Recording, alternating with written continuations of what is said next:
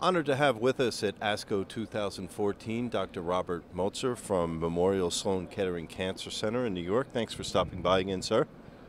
You've had a full day. Let's tell us about the presentation you just did.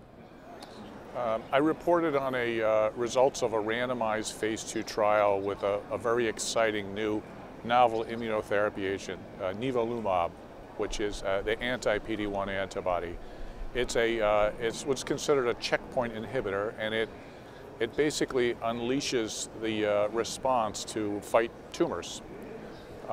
There was a phase 1 study that was done that was reported within the last 2 years that showed anti-tumor activity for this drug in a number of different cancers, including kidney cancer. But there wasn't really clear that there was a dose-response relationship or a dose-toxicity relationship. So this was a large randomized phase 2 trial that was an international study conducted at 38 different centers that compared different dose arms in patients with metastatic renal cell carcinoma. It was conducted in heavily pretreated patients who had progressed on VEGF-targeted therapies or anti-angiogenic therapies, and many had multiple such treatments, as well as mTOR inhibitors and cytokine therapies, and they were randomized to Nivolumab at 3 different dosing schedules, a 0.3 milligram per kilogram dose, a 2 milligram per kilogram dose, and a 10 milligram per kilogram dose given IV every 3 weeks. Now, this has been called the first substantial data in renal cell carcinoma. What are the key takeaways that you've shared from what you've found? Well, I think it's very exciting. We saw responses in these patients. The objective response rate was 22%, depending on the arm for the 3 arms. We found that the responses were quite durable, which is also very promising, and some of the responses were even durable beyond 2 years of treatment.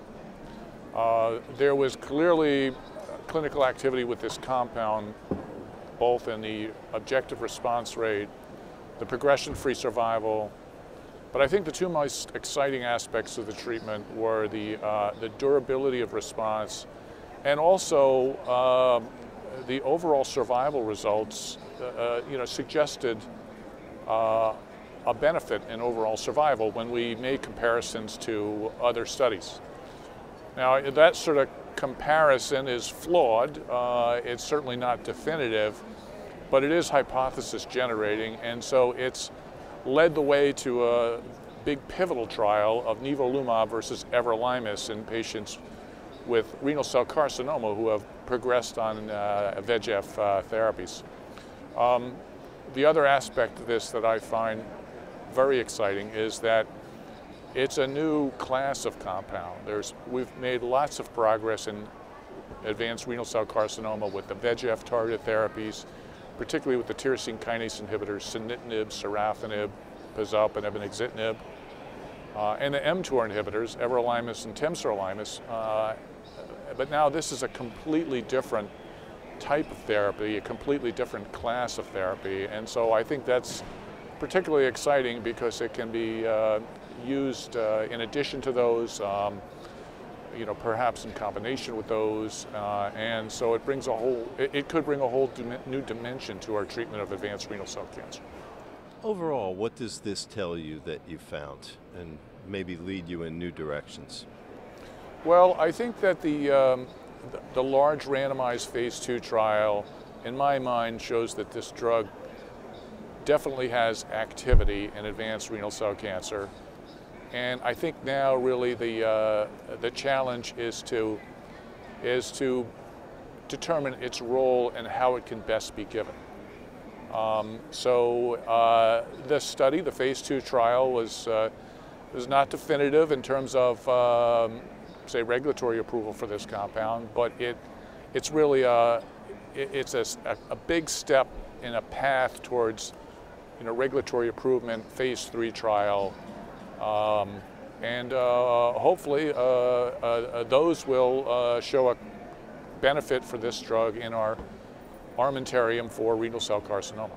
You know, you face so many challenges in trying to help patients. It's got to feel good when you get results like this.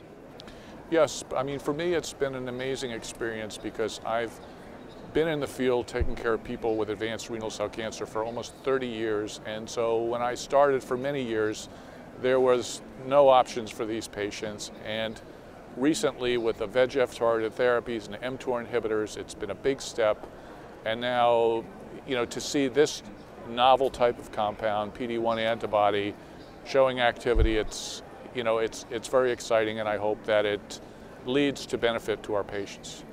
Thanks for sharing your information, and back to the old grindstone, Okay. huh? Yes. Very good.